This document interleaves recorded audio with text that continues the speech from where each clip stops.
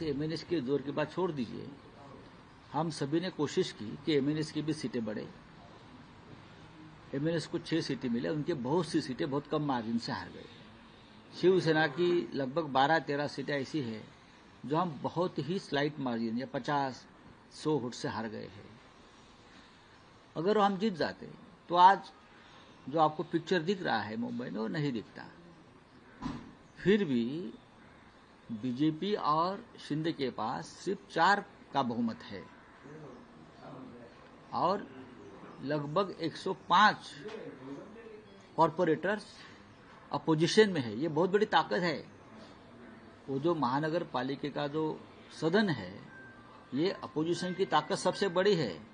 तो हम आपको मुंबई अडानी के जेब में नहीं डालने देंगे, या ठेकेदारों का राज आप लाना चाहते हो यहाँ, वो हम नहीं लाने देंगे।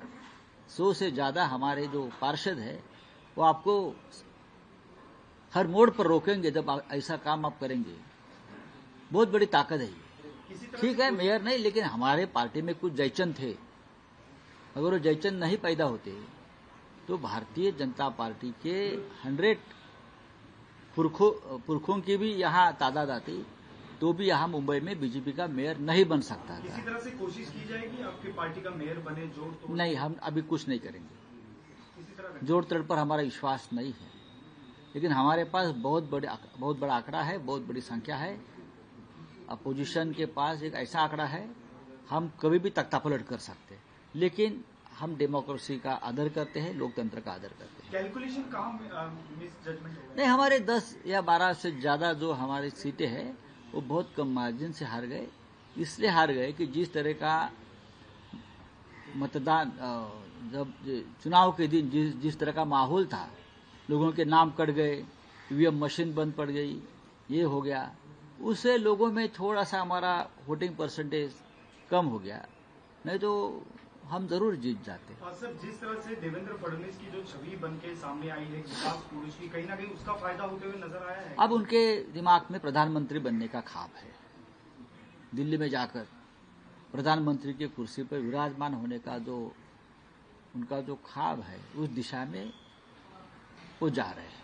आप उनको श्रेय देंगे? क्योंकि हमने देखा था पिछली बार जब बीएमसी के चुनाव हुए थे 2017 में और उससे पहले, तो बड़े बड़े नेता सीएम वगैरह यहाँ पे आए थे, पर इस बार ये सब दिखा नहीं। ऐसे लगता है कि सिंगल नहीं, इस बार ऐसा था कि उनको लगता था कि हम मुंबई जीत नहीं पाएंगे।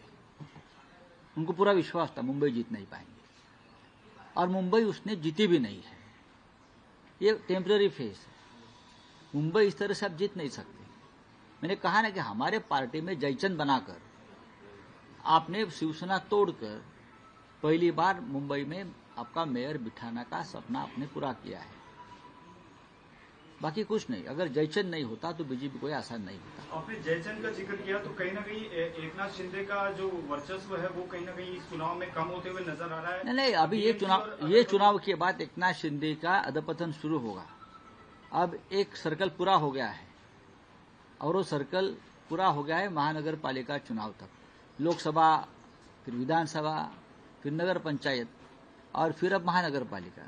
अब बीजेपी को उनकी जरूरत नहीं है।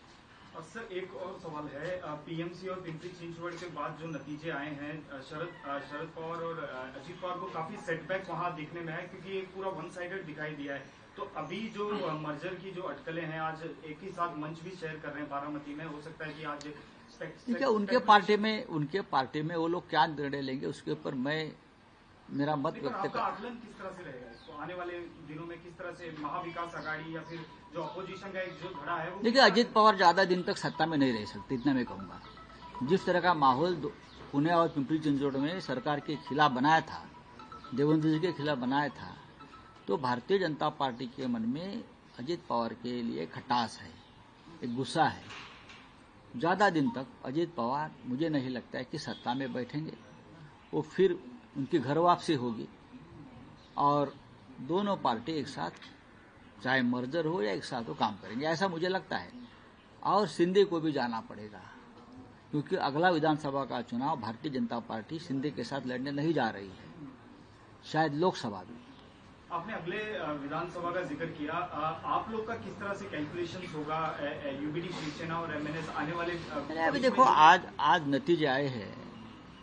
एक दो दिन में राज साहब, उद्धव साहब, हम सब लोग बैठेंगे। ये फैमिली मैटर है, शायद आज भी हम उनसे मिल सकते हैं, उनसे बात करेंगे ना। हमारे बड़े नेता है तो उनसे बात करेंगे। जेपी के चुनाव साथ में लड़ेंगे, जिला परिषद के जो अभी